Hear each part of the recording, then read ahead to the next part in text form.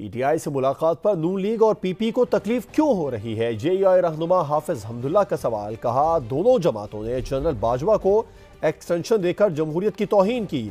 जो एक्सटेंशन दे सकते हैं वो उनके कहने पर अदम एतमाद भी ला सकते हैं। मौलाना फजलुर रहमान ने बड़ी पार्टियों की तौहीन नहीं की।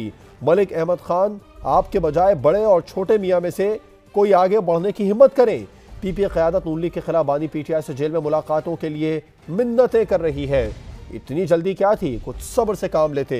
नून लीग पीपल्स पार्टी ने खेल शुरू होने से पहले ही बॉलिंग शुरू कर दी। हाफिज हमदुल्ला का सवाल। कहा, दोनों जमातों ने जनरल बाजवा को एक्सटेंशन देकर जमहूरियत की तौहीन की। जो एक्सटेंशन दे सकते हैं वो उनके कहने पर अदम एतमाद भी ला सकते हैं। मौलाना फजलुर रहमान ने बड़ी पार्टियों की तौहीन नहीं की। मलिक अहमद खान, आपके बजाय बड़े और छोटे मियाँ में से कोई आगे बढ़ने की हिम्मत करें। पीपी क़यादत नून लीग के खिलाफ बानी पीटीआई से जेल में मुलाकातों के लिए मिन्नतें कर रही है। इतनी जल्दी क्या थी, कुछ सब्र से काम लेते। नून लीग पीपल्स पार्टी ने खेल शुरू होने से पहले ही बॉलिंग शुरू कर दी। एक बार फिर मुल्की सियासी मंजरनामे से खबर है। मौलाना फजलुर रहमान का समा को इंटरव्यू, बड़े इंकशाफात से सियासत में भौचाल आ गया। लीगी रहनुमा मलिक अहमद खान ने कहा, अदम एतमाद किसी के कहने पर नहीं, सियासी मुशावरत से लेकर आए थे। जनरल बाजवा ने अदम एतमाद ना लाने का कहा था, उन्होंने तो बानी पीटीआई की वकालत की। मौलाना फजलुर रहमान ने तमाम सियासी जमातों की तौहीन की। फैज हमीद तो उस वक्त पोस्ट पर भी नहीं थे। मौलाना फजलुर रहमान अपने दावे साबित करें।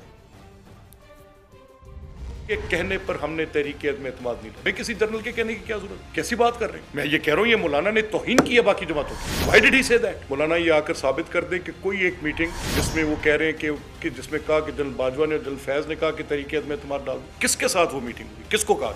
वो मीटिंग क्या मौलाना के साथ उनकी हुई? मौलाना साबित कर दे, बात खत्म कर। अगर ये कह रहे हैं कि जनरल बाजवा ने कहा कि डालो तहरीक अदम एतमाद और वो कर लो, तो मेरे सामने जो वाकया पेश आया मैं आपके सामने रखना चाहता हूँ। वो ये था कि उसमें तो वो कह रहे थे कि अदम एतमाद ना करो।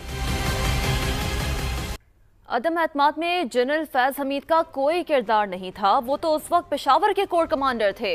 पीपल्स पार्टी का रद्द-ए-अमल, फैसल करीम कुंडी ने कहा कि अदम एतमाद का सबसे ज्यादा फायदा फजलुर रहमान को हुआ। मौलाना इक्तदार के मजे लूट कर कह रहे हैं कि उनके साथ ज्यादती हुई है। कल जेयूआई और पीटीआई का एक मिलाप हुआ। मौलाना फजल रहमान साहब अपने हल्के से हारे हैं। अगर चोरी किया गया है बकौल उनके, तो वो मैंडेट किसको दिया गया? खैबर अख्वाम में उसी को दिया गया है, वो डेलीगेशन जो उनके पास चल के आया था। अब मौलाना साहब चले हुए कारतूस बन चुके हैं सियासत में। वो अब जो है वो मौलाना आ नहीं रहा, मौलाना जा रहा है।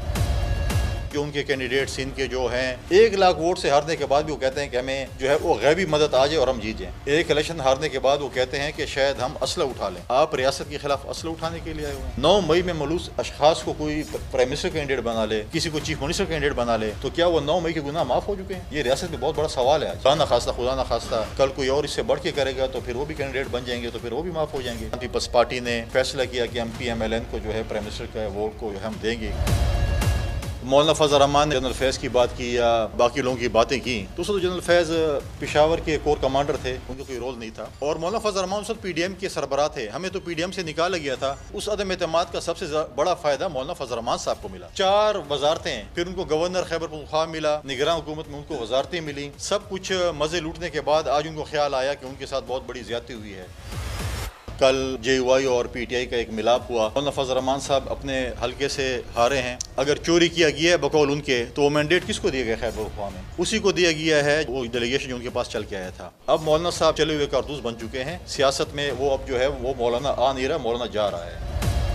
जो उनके कैंडिडेट्स इनके जो हैं 1 लाख वोट से हारने के बाद भी वो कहते हैं कि हमें जो है वो गैबी मदद आ जाए और हम जीत जाएं। एक इलेक्शन हारने के बाद वो कहते हैं कि शायद हम असला उठा लें। आप रियासत के खिलाफ असला उठाने के लिए आए हुए हैं। 9 मई में मलूस अशखास को कोई प्राइम मिनिस्टर कैंडिडेट बना ले, किसी को चीफ मिनिस्टर कैंडिडेट बना ले, तो क्या वो 9 मई के गुनाह माफ हो चुके हैं? ये रियासत में बहुत बड़ा सवाल है। खुदा ना खास्ता कल कोई और इससे बढ़ के